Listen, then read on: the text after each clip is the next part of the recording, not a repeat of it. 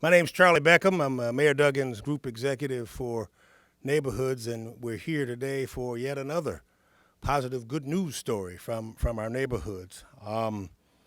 Today we're going to talk about the property tax assessments and some good news about that. We have a lot of people here who have been involved in this issue in one aspect or another, and I'm going to make some comments on it a little bit later. But let me introduce some of them. I have to my left here Councilman Gabe Leland. Councilman, thank you for coming. From our tax assessor's office, Gary Evanko and Alvin Horn. Our chief financial officer and finance director, John Hill and John Naglick. You guys are here, okay. And from the neighborhoods, some of the people who, of course, live with this and benefit from this every day. We have Jackie Grant from the east side, from Morningside. Jackie, welcome. And Karen Johnson Moore of Grandmont Rosedale. Where's it? Very good. So here to talk about some of the details of this is our mayor, Mike Duggan. Mr. Mayor? We have good news today for the homeowners of the city of Detroit. For the third straight year, the great majority of Detroit homeowners are going to see a major reduction in their property tax assessments. In fact, 2/3 of all Detroit homeowners are going to see a 15% decrease in their assessments. We've had double-digit decreases each of the last 2 years, and we're glad to be able to do that again. The map that is to my right will show you what those reductions will look like. Most of the north part of the city of Detroit in red is going to see a 15% reduction. The yellowish versions on the southwest and east side will see a 5% reduction, and the green area in downtown and midtown will see a 5% increase in their property tax assessments. Within some of those red and yellow areas are some individual neighborhoods that will see increases. So we have 15 neighborhoods that saw an increase, for example, Palmer Woods, Sherwood Forest, Boston, Edison, and a number of those communities, we got the list for you, will see an increase. This, I have to say, well, I think it's good news for the city. If you're thinking about buying a house, I would say this is the year to do it because it's very unlikely we're going to see assessment reductions like this next year. The assessment period is basically what our assessors do is they look back 2 years. So the assessor period is from October 1 of 13 to September 30th of 15. We've seen a lot of increases in sales prices through 2015. The only reason these assessments are down is because this particular year went all the way back to 2013. I can tell you already from the data we're seeing that we'll be headed the other direction. Of course, in the state of Michigan, if you own your house and the assessments go up, your taxes can only go up to the rate of inflation. So for people who are thinking, maybe I should buy in the city of Detroit, I would strongly encourage folks to look for the next year. In the last week, you should have gotten, or if you haven't, you will shortly, a notice of assessment in the mail. It's not your tax bill, it just gives you the notice. But there is a line right up there that will show you what your tax cut is from last year. So we put a specific line in that tells you your change in taxes, and for 95% of Detroiters, that line will show a reduction. It's been an interesting thing to watch what's happened. When I stood here in February of 2014, the second month I was in office, and we said we were cutting the assessments, which by law we have to do. We have to assess at what the property really is sold for. People said to me, this is going to be terrible. Isn't it going to hurt the city of Detroit's finances? And in fact, it's had exactly the opposite result. In fiscal year 2014, we collected our property taxes on 67% of our residents. We cut the assessments, and last year we collected on 72%. This year we're collecting at 78%. So 78% of the property owners are now paying their taxes on a timely basis. Our property tax revenues this year are running $10 million ahead of budget. And so what has happened is this. We've brought the assessments down to fairer levels. The other thing is that the legislation that allowed the county treasurer to put payment plans in place for people who are being foreclosed on dramatically reduced the number of foreclosures last year. In fact, something like 36,000 people who started off in foreclosure ended up pulling out before the foreclosure sales happened. And so it's an interesting thing. We have in this city is this: more people are staying in their homes, more people are avoiding foreclosure, more people are paying their taxes.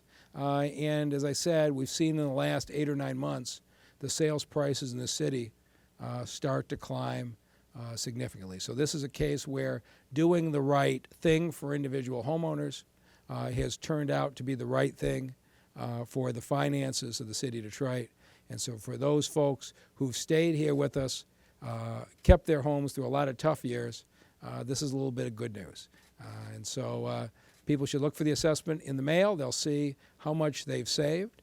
And with that, I'll turn it over to somebody who's been our partner on City Council and has been arguing all along and pushing for these assessments, Councilman Gabe Liebelin. Gabe? Thank you. Thank you, Mr. Mayor. And so many of you know that I have been a leader in this foreclosure, tax foreclosure crisis that I feel is about the biggest crisis in our community today. We're going to see another round of individuals in occupied homes going into tax foreclosure. And this is a small step. This is a big step to going against that trend. And so I'm looking forward to getting back out there. I started a campaign with a number of people behind me called Defend Our Neighbors campaign, where we literally went door to door and dropped off information, things like the poverty exemption. There are ways, if you're a veteran, to save on your property taxes. And all of these things mean a lot, and the information has to continue to get out to the residents. And so I will continue with that effort, the Defend Our Neighbors campaign, to go door to door and help people that are in crisis. But this is a huge step in that right process to bring back our neighbors. So thank you for the opportunity. Thank you, Councilman. Little quick homework here. He was supposed to be back here, but he's behind you and back behind the counters there. But a chance to introduce Dave Szymanski, who's our new appointed city treasurer for the city of Detroit. He's come over to this side from the county. So, Dave, welcome aboard to the team.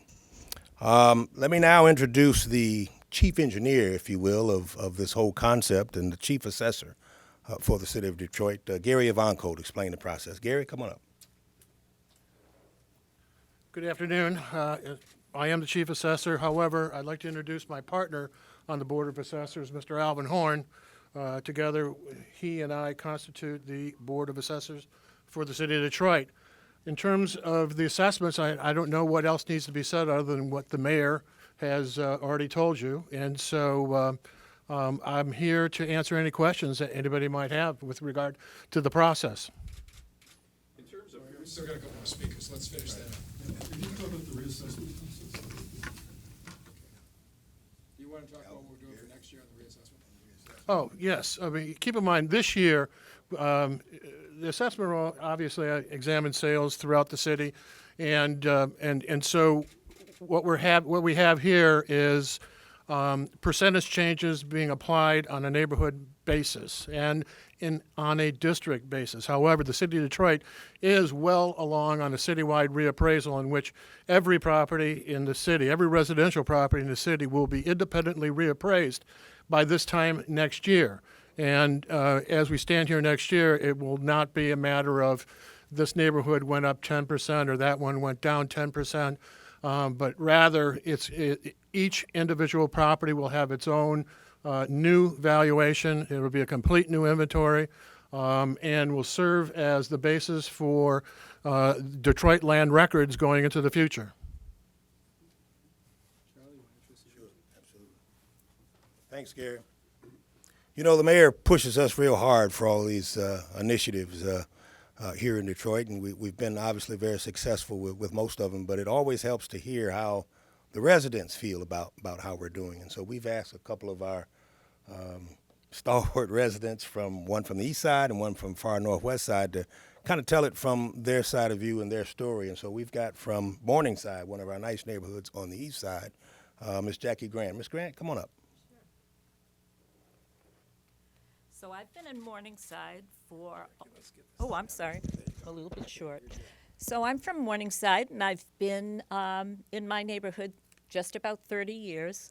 And at a certain point, because we're talking about assessments, when property values substantially dropped, I felt like there was a disparity between what my taxes were and what my property was worth. And I went through the appeal process.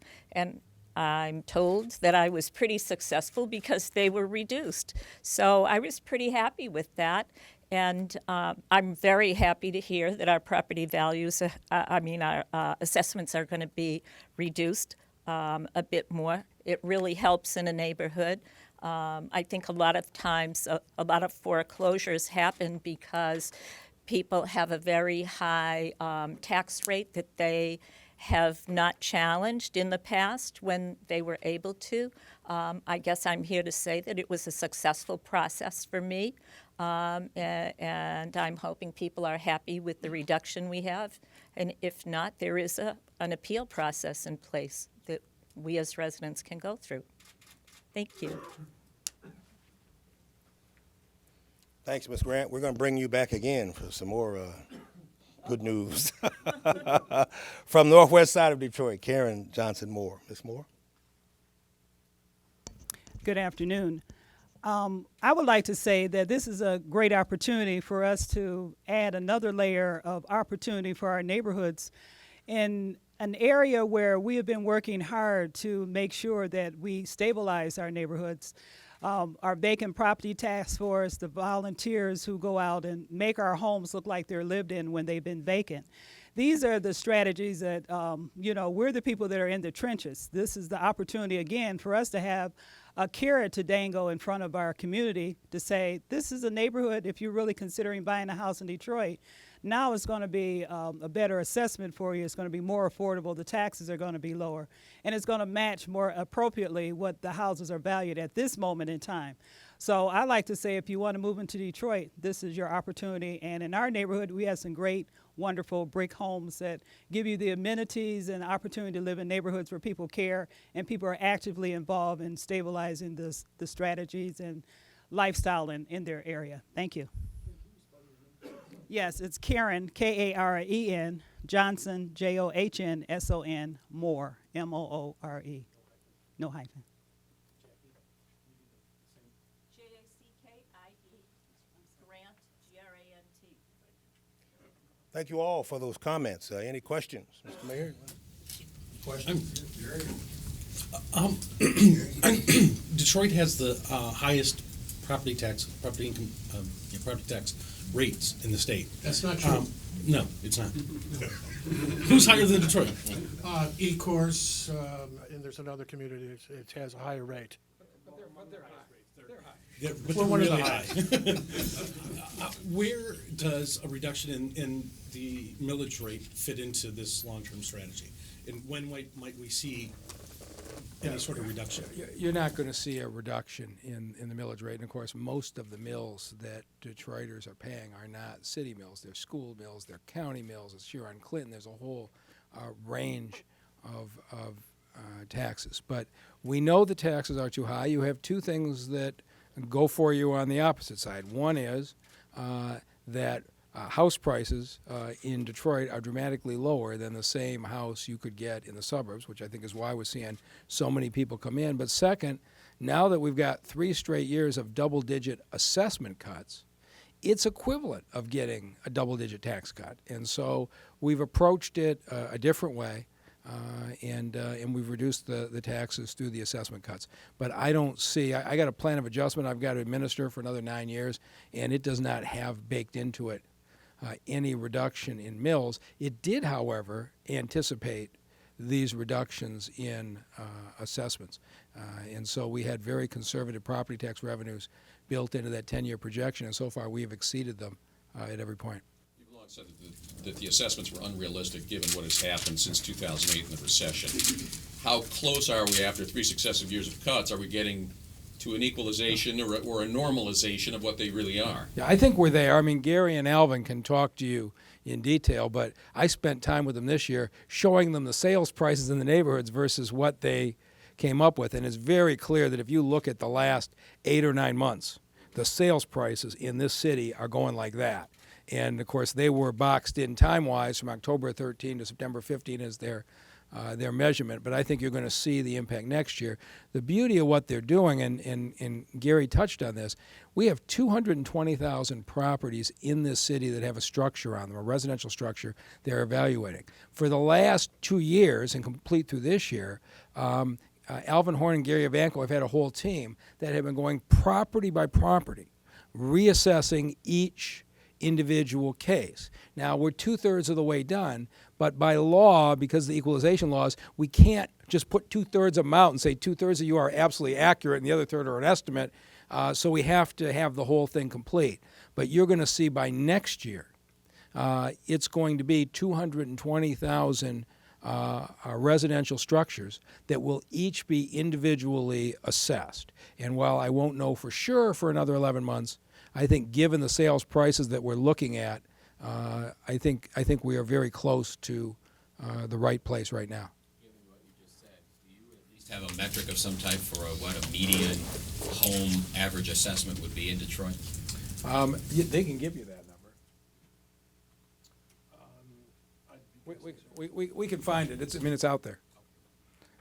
But in this place, you got Palmer Woods at 450,000 and other neighborhoods at 3,000. But I'm sure they can get you a median number. Would you mind fleshing out what he asked, though? Because I think I heard you answer it, but in regard to, you're confident you're at a fair assessed level now, or just wondering how far, if it has further to drop, perhaps, or the mayor mentioned obviously next year it'll increase, but I'd love an extra layer on that.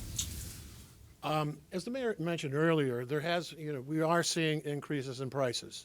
However, as the mayor indicated earlier, I have to, as the assessor, look at sales back in time. So I'm looking at the markets that was at the end of 13 and all of 14.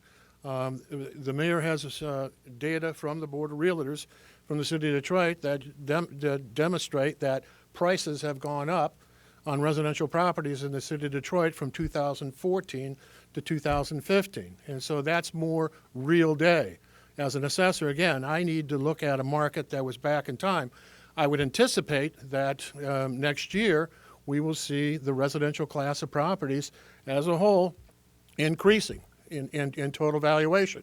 Again, it will not be by neighborhood per se. Each individual home will be individually analyzed, and properties that have gotten breaks in the past will be going up. People that haven't gotten breaks will probably go down, and so it'll be a property by property inventory, something that's been long overdue, and will help build a foundation for the next Detroit. Do you know how many years it's been since you've had this type of undertaking? I've been in the business for 45 years, and it was some time before then. So with the new adjusted assessment going down, will the property value go down as well? Well, the value for tax purposes, yes, but not necessarily in terms of its real value, as I indicated. There is evidence showing that prices, which serves as the basis for value, are on the rise.